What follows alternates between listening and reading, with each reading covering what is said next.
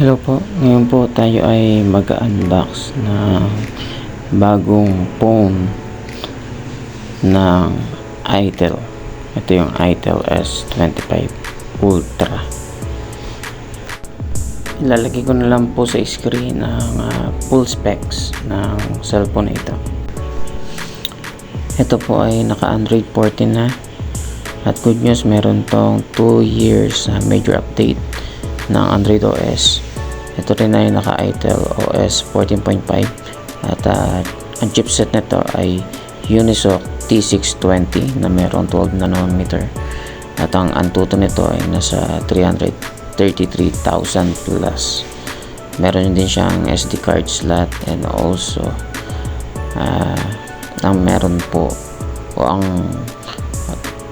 unit na meron po ako ngayon ay 8+8 256. Meron na din po pala itong libreng tempered glass. Also meron din itong jelly case. Ito po ang unit. Ayan. At meron po siyang kasamang jelly case.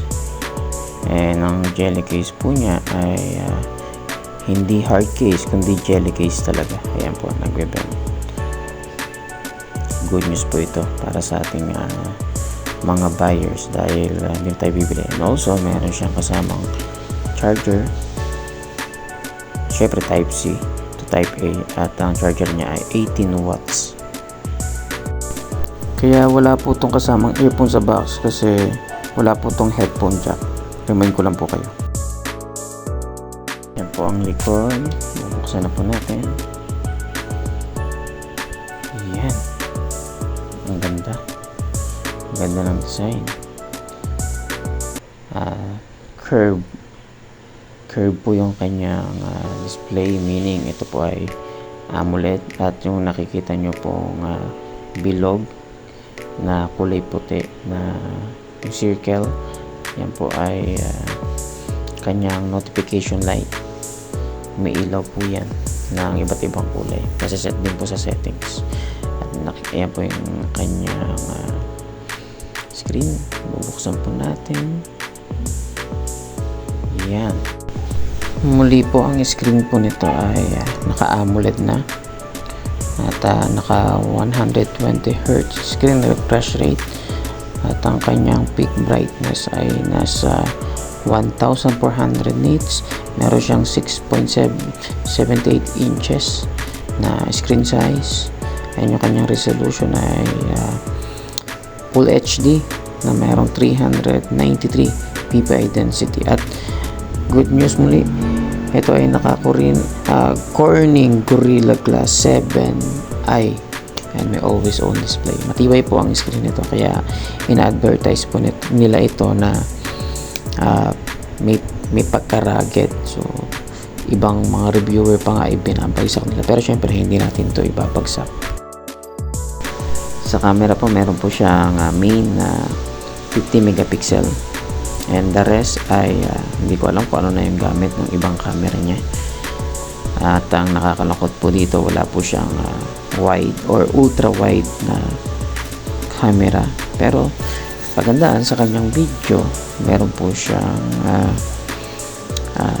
maximum na 2K resolution sa main maging sa selfie camera.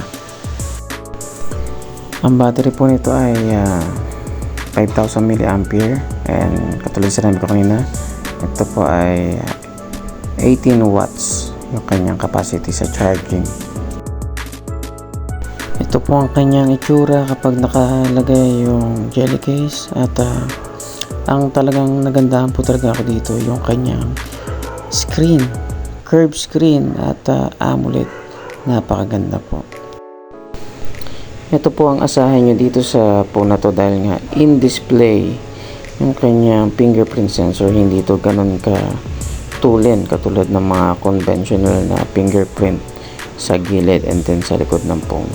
Pero okay naman na. matulin-tulin na rin naman na napapabagal lang yung animation. Ang naging problema po namin dito, akala namin sira yung kanyang fingerprint scanner dito sa screen, kasi kailangan ididiin mo pa siya ganyan, i-press mo pa talaga siya ng madiin, hindi katulad ng ibang in-display na fingerprint sensor. Ito kailangan didiinan mo talaga, ipupush mo ng maigi yung daliri para basahin, at medyo matagal siya magbasa. Ayan, nakita nyo po, pinupuwersa ko po yan, ilulubog mo talaga yung yung daliri. Ang isa pa sa nakakalungkot dito, supported naman siya ng HDR sa YouTube, kaso lang ang maximum resolution ay 720p lang, wala man lang 180.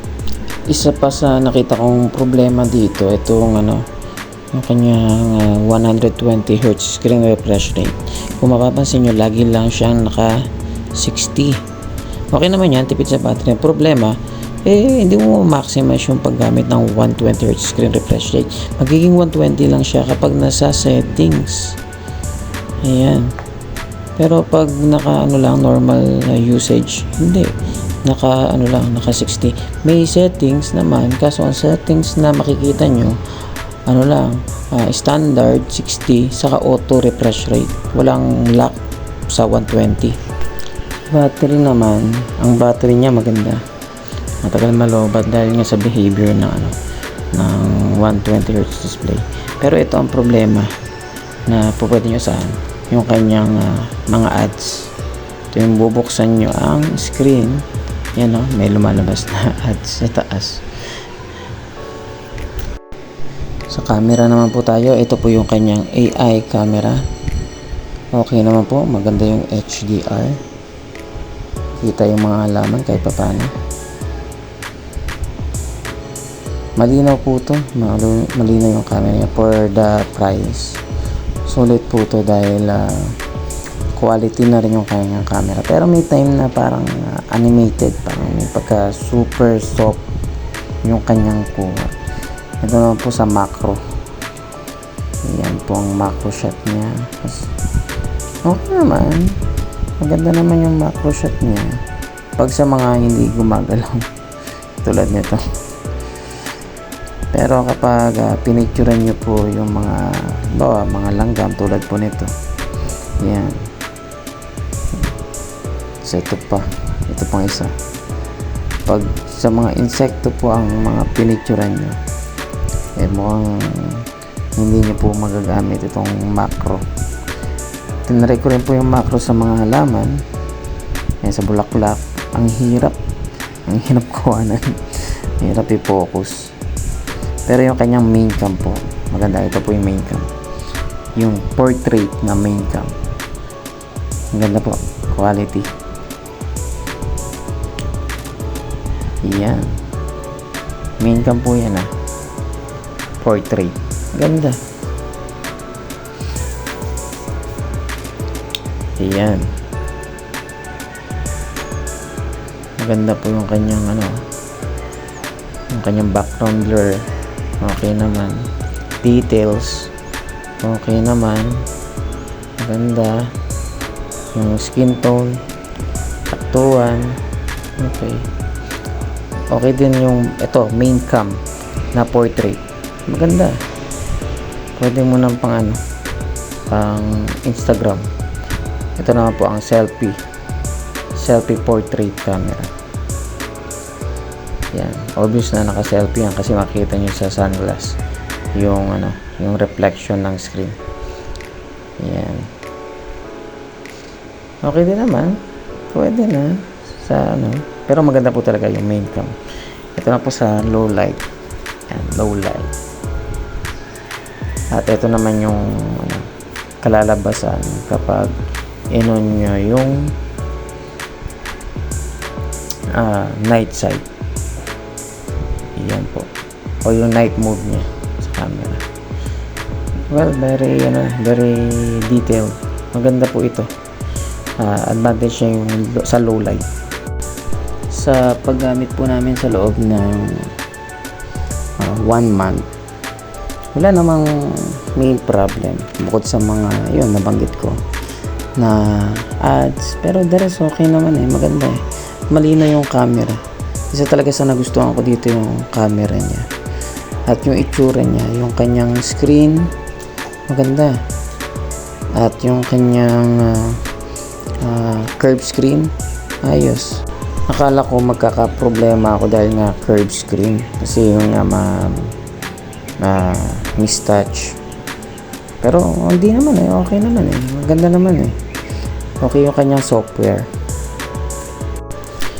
Kung mabibili nyo po ito ng sale 6,000 plus, sulit na po kayo dito, lalo na kung casual user lang kayo dahil napakaganda po ng itsura niya, smooth naman, saka yung camera niya maganda. At isa pa sa nagpasolid dito yung kanyang IP ratings, hindi basta-basta pag nabasa hindi agad-agad papasukan, and also yung kanyang protection sa screen kasi ito ay naka Corning Gorilla Glass 7i at yun po ay talagang matibay. Sa Realme nga yung flagship killer nila na nilabas na phone same ng Corning Gorilla Glass 7i na nandito sa itel. So kaya kung mabibili nyo po ito ng sale, sulit na po kayo. Thanks for watching. God bless.